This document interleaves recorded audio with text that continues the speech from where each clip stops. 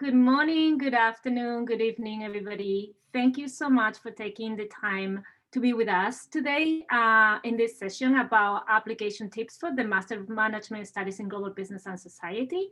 I am here today with two of my colleagues, Kate Navarro, our Associate Director of Admissions, who will be sharing with me the webinar today. And in the back end of the webinar, making sure that everything runs smoothly, is our colleague, Rachel Kinney.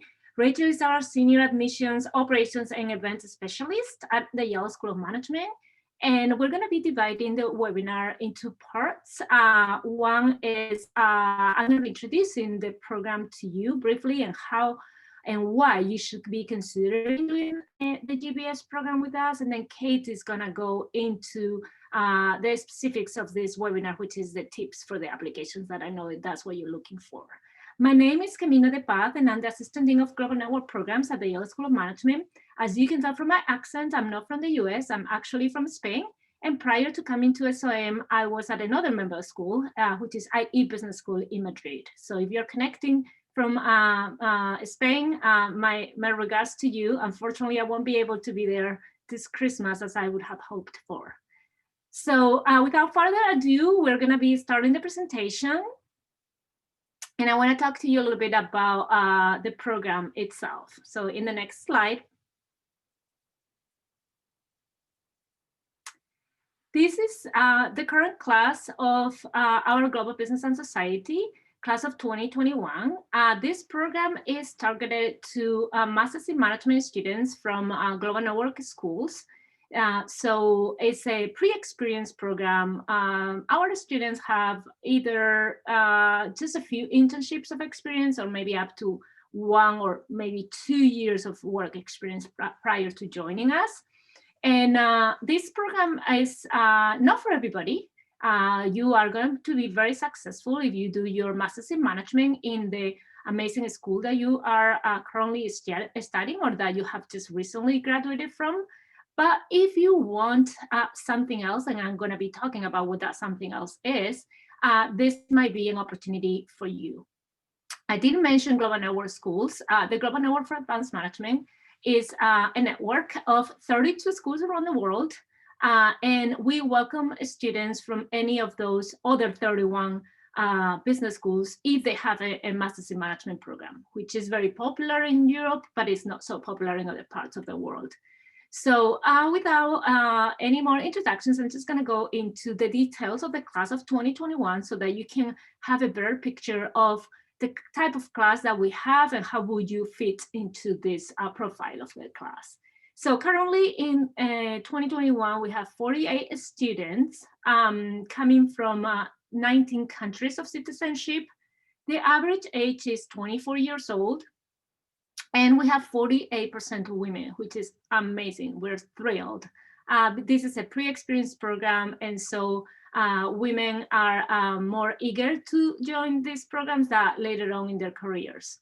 We have 7 Global Network schools represented. We would love to grow this number.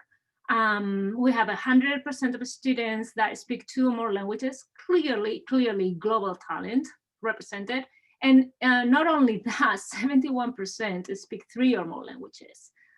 So 65% have already worked in more than one country, and 50% completed a master's degree in a country other than their home country. So we have the United Nations in here. So everybody comes from so many different places, but not only that, they have already lived, worked, or studied at all the places as well. So on the next slide, please. It's our mission statement. So what is our purpose as a school? We educate leaders for business and society. And this is extremely important to us. We live and breathe this mission statement, and everybody at the school has this in mind. Staff, faculty, students, alumni. And this is something that we're going to be looking very carefully in your application. We want to make sure that you're a fit for the school, and a fit for the school means that you embrace this mission statement. Most business schools in the world, they educate leaders for business. They want you to be successful while you pursue your business and your future career. make as much profit as possible and be relevant in the business space. We want to do that, but not at any cost. We want you to have an impact in society. We want you to have in mind that you have to improve the world we live in. And this is as important, if not more important, that the success that you might have in your business. So again, when you think about Yale SOM as a potential school you would like to come to, also have this mission statement very much in mind and how you plan to make that impact in the future career, because that's something that we're going to be looking for. So moving on to the next slide. Why should you consider the GBS program? There are two reasons. The first one is if you want extraordinary depth.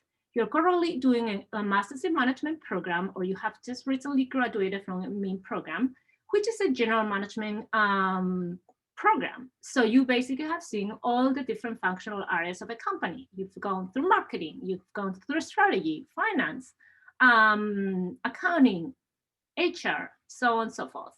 But most likely you will you had only had opportunity to see a few set of electives, and you might be interested in digging deeper in a particular area.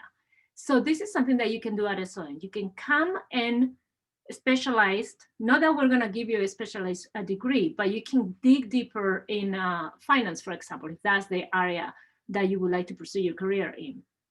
So the curriculum is very flexible, and I'm going to be talking later on about what are the core courses that you will have to take that are only 2, and the rest of the curriculum will be decided by yourself. So if you want to dig deeper in any area of expertise, this is a good reason to come to SOM and check our courses and craft your own curriculum to actually get the most out of what you would like to do in the future. The other good reason is if you want to have extraordinary breadth. What do I mean by this? If you have personal or professional interests that you haven't been able to explore during your main degree, and that you would like to do it at SOM, that's also a good reason to come, because you will have the opportunity to study not only at the Yale School of Management, but also at broader Yale. You could go at any of the other professional schools, or even at Yale College, and take classes anywhere. So I don't know, let's say that you have interest in a particular language that you would like to be proficient in. You can take classes there. You would like to take a class at the drama school. Welcome to do so. You have an interest in the environment and sustainability, and that's so aligned with our mission statement. You're welcome to take classes at the School of the Environment. So 2 different options: go deeper in something that you're interested in, or go broader and expand your knowledge in your area of expertise beyond management and current management courses. What else will you get out of the GBS? 2 networks and 2 brands, the one from the school you're currently studying in and the one from Yale. A global career. I mean, needless to say that if the profile of the students is the one that I presented in the slide before, from all over the world who have already lived in many other countries, most of our students pursue a global career. That's what they are meant to do. And this is the case also for the GBS program. If you join our degree, you have 1 year of optional practical training, OPT, as we call it here in the US, that would allow you a year to work in the US to extend your visa. And then after that, most likely you will have to return to your home country or elsewhere to pursue your career. And then a community of purpose. I did talk about the mission statement, which is so important to us, but not just to us, it's to our alumni as well. So you will be belonging to this amazing group of alumni from all over the world that will always be there to support you, and they will also expect the same from you. So that is something that unites all of us, our mission statement and our goal to improve this world. So in the next slide, let me talk a little bit more about the curriculum. I did mention before that you only have 2 core courses, and those are Business and Government After Communism and Global Leadership, Personal and Interpersonal Effectiveness. So the first one is a course that will help you understand the context where business operate around the world. So you cannot be ignorant of what's going on in the country where you plan to operate your business, right? So we have so many things. We have the government. We have pressing issues that might be happening in the region of the world where you are operating. And those things will affect the way you run business. So this is a course that will present to you conferences and views, perspectives on different aspects that would make you expand your vision beyond the business itself and focus on the context where those businesses are run. And then the second one focuses mostly on your leadership skills and your communication skills. So to be a successful global leader, you have to not only be able to run a team and to kind of communicate well, you have to be sensitive to so many other things like culture, like language barriers, like, you know, different time zones. So we're going to be working with you to make sure that you are a successful leader, no matter where you end up working and no matter what your team looks like. And this is the second core that is required. And this is it. Then we have a set of electives that I would divide into two blocks. The first one is what we call advanced management courses, and you will have to take 16 units of credits from the courses that are listed on this slide. We have very carefully chosen these courses, so this is not random. We've taken courses that are not only the most popular among our MBA students, but also those that make most sense to complement your current curriculum in your main program, because we work very closely with your schools and we know what classes you're currently taking. So these electives will complement that curriculum. And then you will, if we can move on to the next slide, please, we can continue the rest of electives, the rest of units that you have to take with courses that you will decide yourself. And here's where it comes, the depth and the breadth that I was talking about. You can choose from more than 150 elective courses that we have at Yale School of Management, but you can also take classes outside of SM at any of the other professional schools and the Graduate School of Arts and Sciences if you would like to explore new areas beyond management, as I was saying before. So moving on to the next slide. I'm going to be handing it over now to Kate, but before I let her talk about the tips for the application process, which is something that I know you're all eager to hear, I would like to encourage you to ask your questions on the Q&A function that is underneath on your screen. So if you have questions, please write them down in the Q&A, and then Kate and I will be taking all those questions, or as many as we have time at the end of this webinar. Thank you, Kate. Thanks, Camino. So as she mentioned, it's time to talk about the application process and get to the application tips, which is the reason for this webinar. And so at this point, now that you've heard a little bit more about the GBS program and probably done a little bit of research, we hope that you are eager to apply this year. And I'd like to talk a little bit more about what the process looks like. So on the slide, you'll see a list of the application components that we ask for in our online application. And I'm going to dig a little bit deeper into these through the next few slides as again, we talk through each component and the tips. But before we do that, I'd like to talk a little bit about how a great candidate stands out to us in the admissions committee.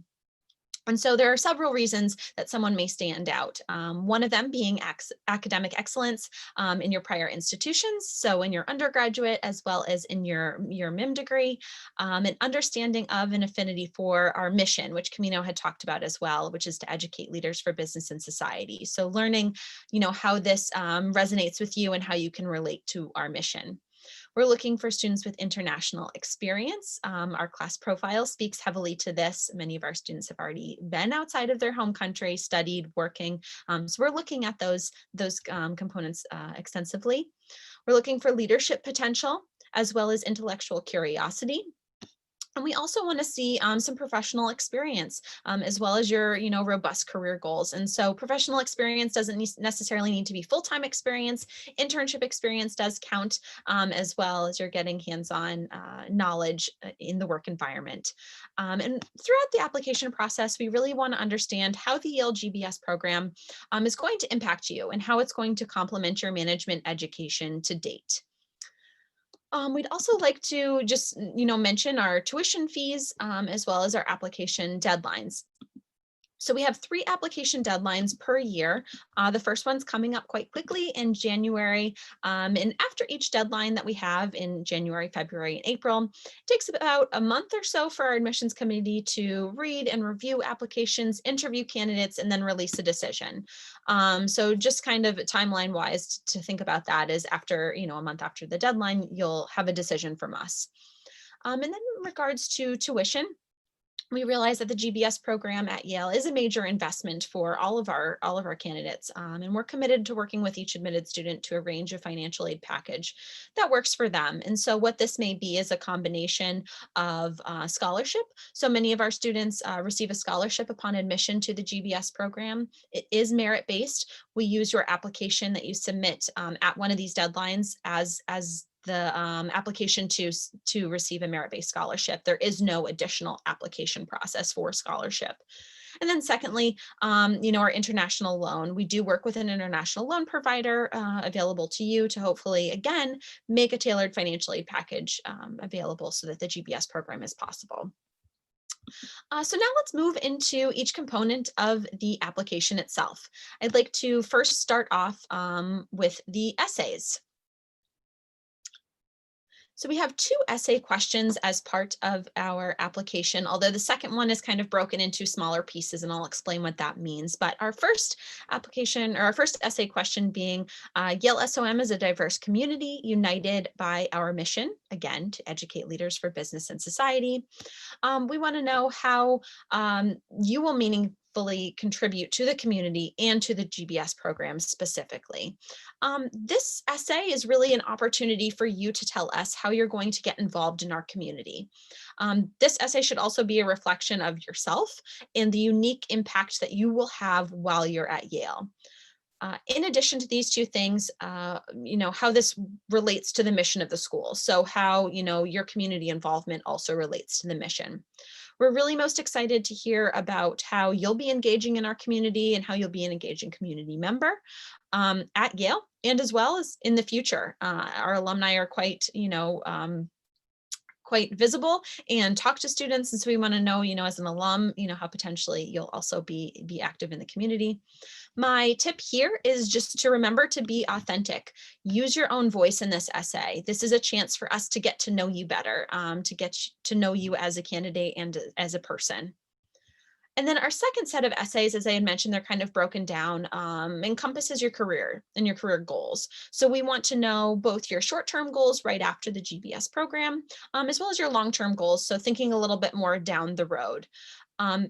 The third portion of this career essay is you to connect the dots back to the GBS program. So telling us how the GBS program is going to help you obtain these goals in the near future and extended future. And overall, these essays just allow our to evaluate communication skills, both writing skills and how you formulate an argument and a point, making sure that you answer the question in these essays. So while these may sound quite obvious, some tips that are really important to remember are to proofread. Your spell check does not catch everything, but our admissions committee will catch it. So make sure that you proofread, look through it, make sure your sentences make sense, no spelling errors, and also make sure that you've answered the question. Another great tip in this portion is to write your essay, give it to a friend or give it to a family member and have them read it without telling them what the question is, and see if they can, guess what that question was that you're trying to answer. It's a really great way to, make sure that you've answered the question correctly and that you've articulated your point.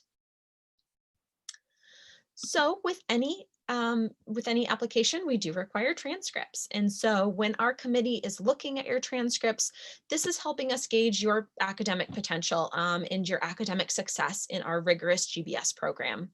We are looking beyond GPA, although GPA is, important. We're also looking at your quant performance and the grades that you've received in these courses as well.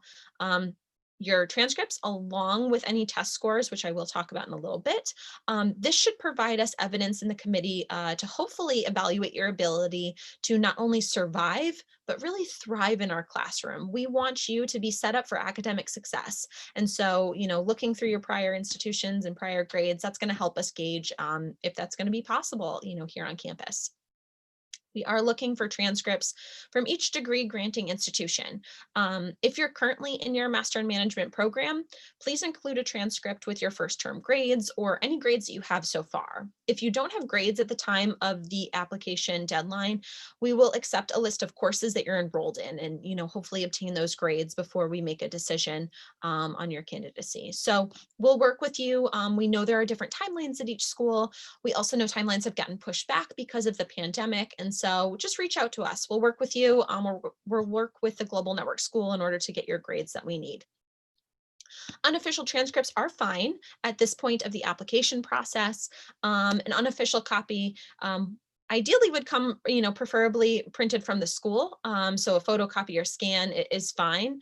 All transcripts should have your name, the school's name, and then evidence of your successful graduation if you've already graduated from your program. Online versions work as well. At this point, the application will accept, again, unofficial transcripts, whatever you can give to us.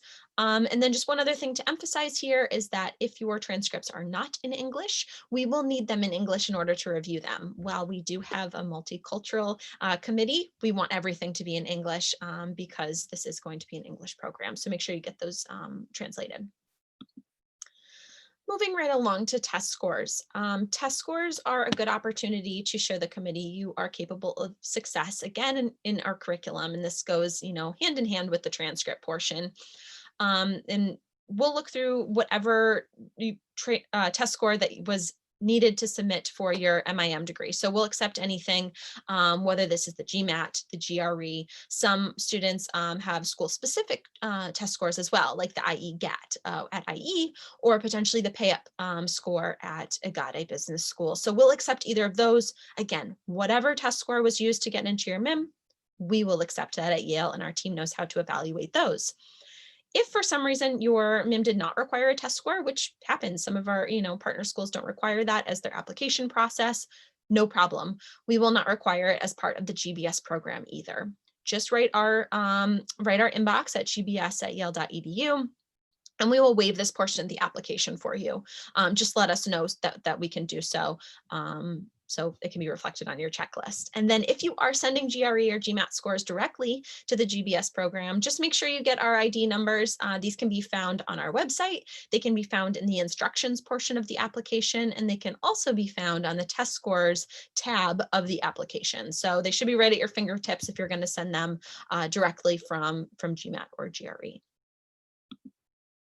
The next portion of the application is going to be your resume or CV.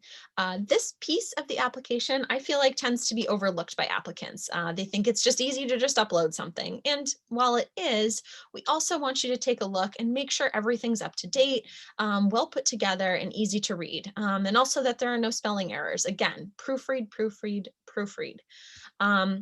This resume should be about 1 to 2 pages long. It's just more effective for us to look over, and as well for a potential employer, make sure everything's in chronological order. So your most recent experience at the top, moving right along to the bottom. Make sure your margins are well sized, everything's easy to read. It may take a few drafts for you to, get what you want it to look like, but we do offer a template for you to download. So you can download our Yale SOM template. This is going to be used while you're at Yale SOM. The Career Development Office is going to ask you to put your resume into this template as you're applying with future employers. So why not start early? It's not a requirement, although it is nice if you can put it into our template. It makes it easier for us to read. But again, we'll accept whatever resume you upload, and then in the future, you can switch it over to the Yale SOM template. In your resume, we want you to focus on your achievements, your value that you've added, not just necessarily the responsibilities and things that you've done at your internship so far, but again, those achievements.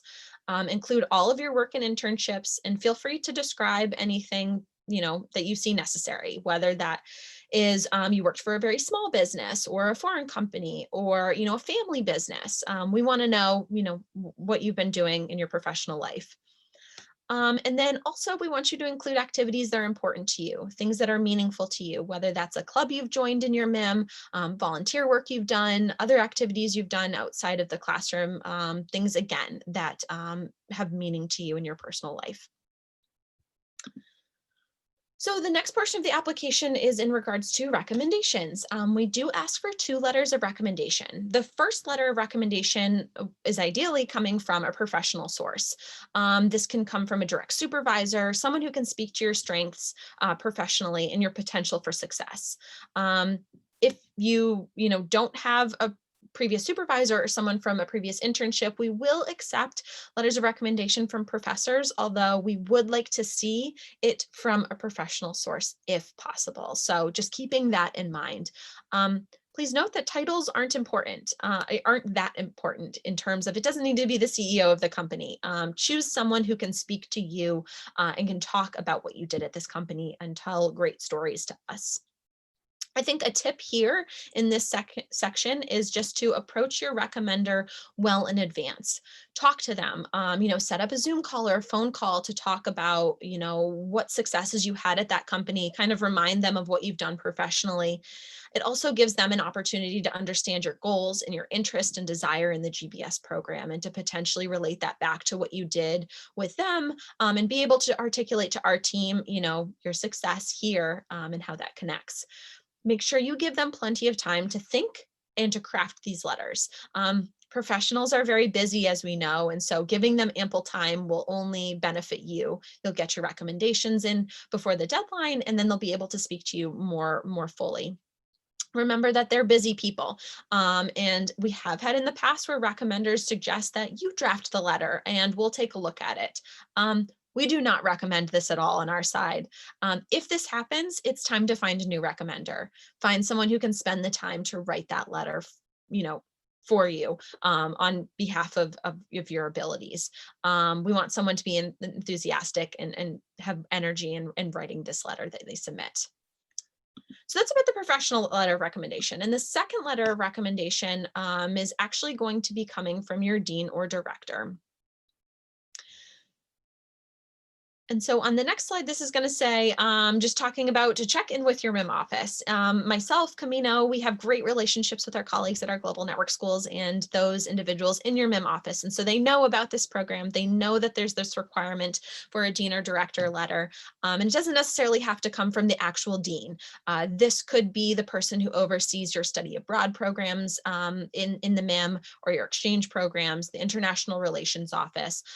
Start reaching out to staff to figure out who is the appropriate person to deliver this letter, whether that be through our system or sending it directly to us. But we will need this letter to make sure that you're doing well in your MIM, everything's going well, and that you're a good community member at your global network school. The final portion of the application process we tend to hear is the most nerve-wracking portion, which doesn't need to be. This is the most exciting portion, I think, for our committee. It's the video questions. The video questions are available after you've submitted your application and paid the application fee. They're going to pop up on your application status page, and you'll complete while they're part of the application you submit and pay before you get to them. And so what you'll do is you'll log into our system and you'll be prompted with 3 video questions. You'll get the question, you'll get a little bit of time to think about a response, and then you'll be given a little bit of time to respond and to record.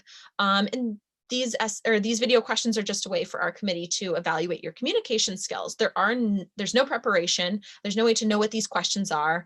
Again, it's a really great way for us to see you, to see your personality, and to get to know you. So have some fun with it. Be professional, obviously, but don't be too nervous. This is, again, another component that's fun for our committee. Last but not least, we do want to just mention that there's an optional section in the essay portion of the application.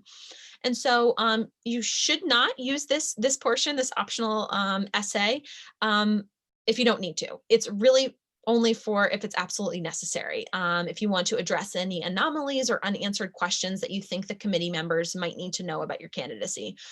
Some examples of reasons for using the optional essay are an odd career change, a resume shift, gaps in your resume, potential, not so great academic performance in some classes and you want to talk about it, or not so great GMAT score and you want to talk about it. That's what this optional essay is for.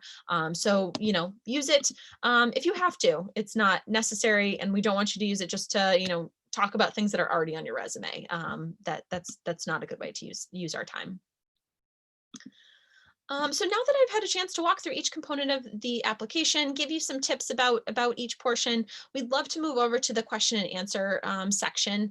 I see a few of you have already started submitting questions, so feel free to continue to do so we can answer those live between Camino and myself. And then any questions that you don't want to ask here today, obviously, we encourage you to email us at gbs@yale.edu so that our committee can answer them and our team can, help you out throughout your application process. So with that, we'll turn it over to Q&A and I'll get started on reading these out, and Camino and I'll go back and forth answering them. So our first question comes from Karsten.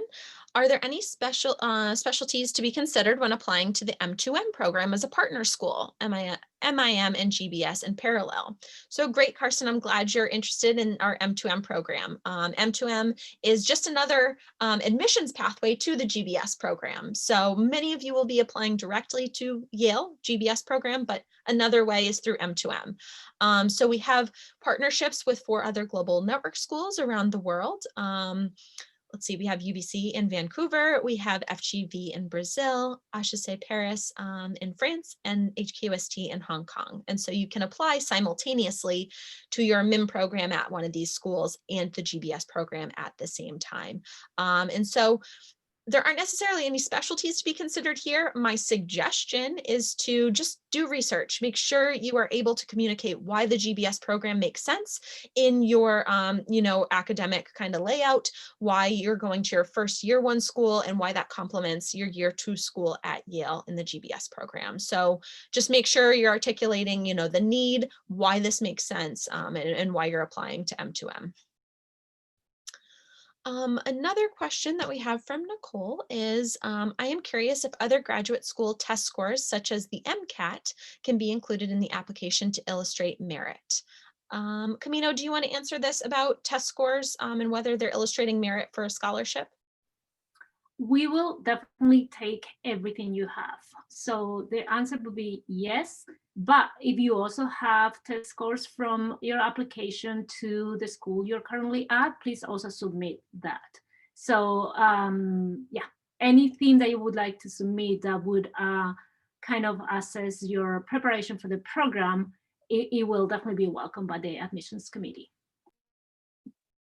Great. Next question, could you please clarify what are the key differences among the deadlines that we have? There are 3 different application deadlines. So pretty much why aren't we doing a rolling application process? So we do have 3 deadlines. This helps keep our committee and our admissions process just more standardized and aligned. And so obviously making sure that we fill our class by the end of the deadlines, but also make sure our students have enough time to prepare. Many of our students are international, not 100%, but almost 100%. So you need enough time to get a visa, to make plans, to find a place to live. And so that's why we have different deadlines. Some students want to apply early to make sure that they have enough time to plan out their, next few months before they arrive at Yale. And so that's why we make sure we give students enough time to apply. Another reason we have deadlines, some of our partner schools have 2 different admissions intakes, one in September, one in January. And so some of our students who go into these programs in January miss out on that first deadline opportunity. And so they then have the opportunity to apply maybe in round 2 or round 3. Well, we like to say that each round we will take the best candidates from. There is no weight put on which round you apply. I think that still rings true, but a tip and suggestion is apply early. We obviously, you want enough time to make sure you have enough planning to get to Yale in August. And so if you apply in round 1 and round 2, you'll find out earlier and be able to do that. The one I would say hindrance around 3 is that it's a quick turnaround for a visa. It's a quick turnaround to do a lot of things. And if you're a planner like I am, it's definitely easier to apply in round 1 and round 2 to do so. The next question we have is about recommenders. So Camino, I'd love to pass this over to you. Does one of the recommendation letters have to be from a supervisor at work, or can it be from a professor at a university? So we ask for 2 recommendation letters. We would like one to be from a supervisor at work, if possible, and the other one from a professor. So that would be the ideal mix of recommendation letters. This being said, we want recommenders that speak to you.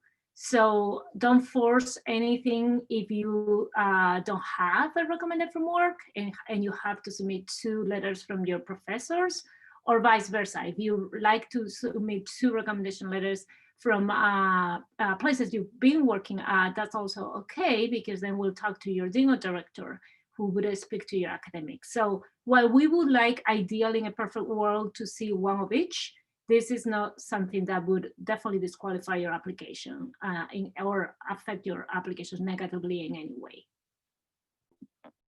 Great. Next question is in regards to our essays. So one of our essays is asking about long-term career goals. And this person has asked, how specific should I be? I'll answer this in saying, we are not asking you to tell us what you want to do for the rest of your life. It takes people many years to figure out what they want to do. And some people don't always figure out what they want to do forever, and that's okay. But what we want you to articulate in this essay about your long-term career goals is just forward thinking, what you're thinking about in the future. They can be robust goals that, are hard to obtain. They could be easier goals, that are easier to obtain. It just depends. But really just forward thinking and thinking how they connect with the GBS program at Yale, as well as how they connect with your short-term career goals. So again, it doesn't have to be the end all be all. You don't necessarily have to, make sure you hit these goals at the end, but just forward thinking about what you want to do for your future. Next question is about GPA. I'd love to hand this over to Camino. It's asking, or this person is asking, I'd like to know whether the GBS program has a preference for higher GPA in a candidate or rich internship experience in a candidate. That's a very good question. So we do a holistic approach to our admissions process. So we look at the individual as a whole. We don't isolate different aspects of the candidate. So obviously, the easier answer is high GPA and great work experience. So if you have it all, you have a better application.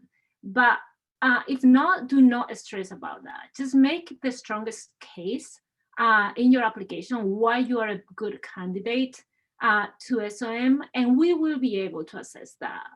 So if you have a great GPA, that is amazing, and you will show that in your application. If you have great work experience, that will also show up in your application process. Again, we don't look at specific items, we look at the candidate as a whole, and we want you to be a good fit for the school. We see so many applications through the year that we just want to make sure that you're going to be successful in our program, and that you're going to thrive.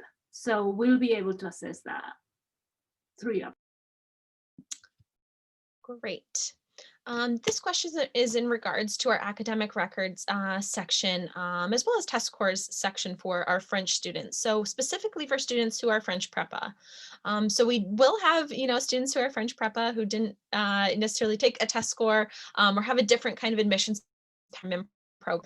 There's an option indicate CP in your application. So all you need to do is in the test score section, select this and then write to our admissions office at gbs@yale.edu so that we can just waive the standardized test score off of your application because we know that it won't be coming through there. And then we do know how to look at the French Prepa grades and how that's evaluated. So I hope that helps answer your question, but if you have any doubt about what you're putting into your application or about the CPGE, just write us. We'll help you work through that and get that checked off your checklist. This question is about the letter from the dean or director of your MIM program. Does the letter need to, one, either be a standard letter that provides you the student at the institution is in good academic standing, or two, is it more of a tailored letter that speaks to your performance at the school? This just depends. Again, check in with your MIM office. They'll know how to help you, submit this letter and what we're looking for. Some schools provide details, some schools don't. It just depends. And so that's why it's a little bit more broad on, this dean or director letter, who it's coming from, whether it is actually the dean or whether it's someone in your international relations office who knows you a little bit better. Some international relations office work very closely with students and groups, and so can speak to the different clubs or groups the student is involved in, where some schools are a little bit more hands-off, and so it's a little bit more generalized letter. It's not kind of one or the other, it just depends on your school, and so just reach out to your administrators and make sure you're working with the right people. We have about 5 minutes left of our presentation with a couple more questions. So if you have any more, please plug them in so we can make sure we get to them in the next couple minutes. Let's see.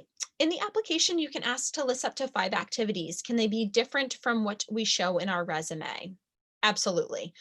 These don't have to be what's on your resume. If you have more activities than you can list in the application and on your resume, I mean, the better. It's great to see you're active in your community, active in your school. And so they don't need to match up, but they can match up. It just depends. So make sure you're, again, displaying ones that are meaningful to you, ones that contribute to you as a person, volunteer work, and talk about why they're meaningful to you. Next question, when will orientation week for 2021 be? The exact date. I wish I knew, because I don't at the moment. None of us do. We know we're planning for orientation, obviously, in August.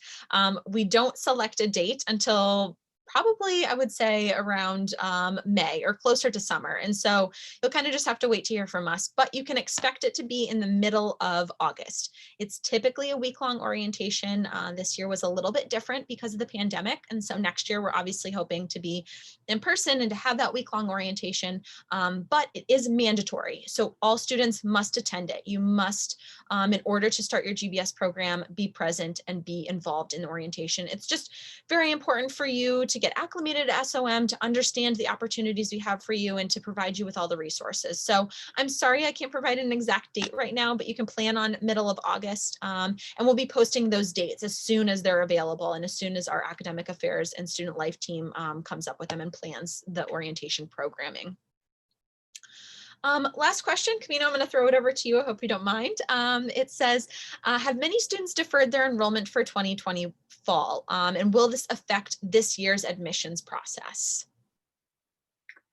That's a very good question. So the answer is yes, we did have deferrals because of the pandemic, but that will not affect anything for your admission process. Luckily, we don't have a cap of a student that we have to admit. We don't have a minimum, we don't have a maximum. So we're going to be admitting all the candidates that we think are the best and the brightest. And I'm very grateful to that flexibility in terms of the number that the class size of this program could have.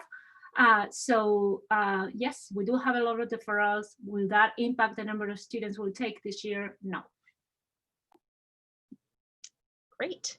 And I think that answers all the questions that were submitted here today. That leaves us a minute left. So I would say that's pretty great timing in terms of being able to answer everyone's questions, get through our presentation. We just want to thank you so much for joining us today. We know it's early in some parts of the world, it's late in some parts of the world. So it's amazing that we're able to connect over Zoom and this technology. So thank you so much for joining us. Please submit any questions that are personal to you or that you weren't able to ask today or that we weren't able to cover.